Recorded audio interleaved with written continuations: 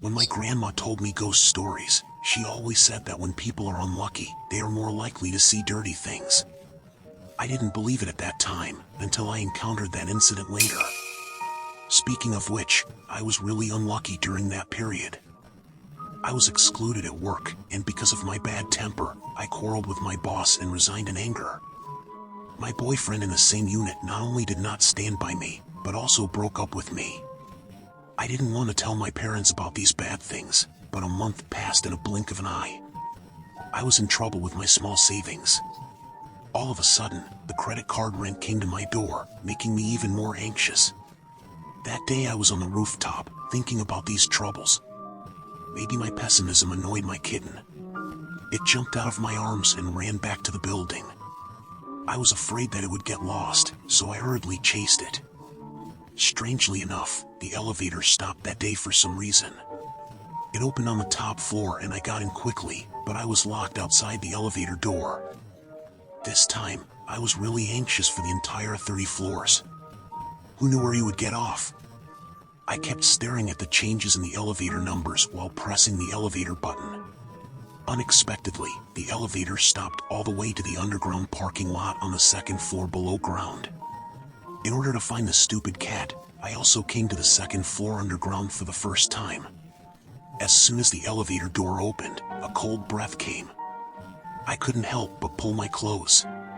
The lights in the parking lot were very dim.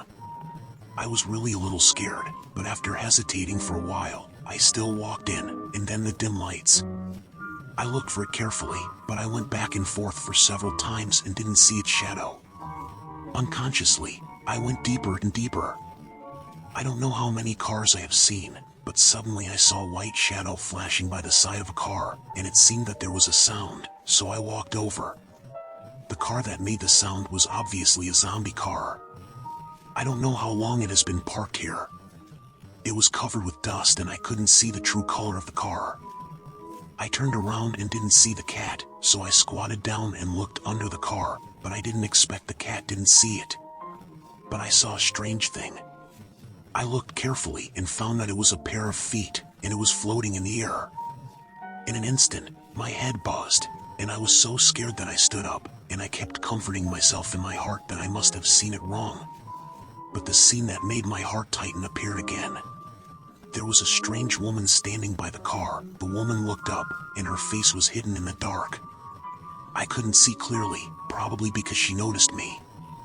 The woman adjusted the angle of her head in an extremely weird posture, and suddenly a pair of red eyes stared at me. Then her body shook strangely. She slowly floated towards me. I was so scared that my mind went blank. My whole body was so weak that I couldn't use any strength.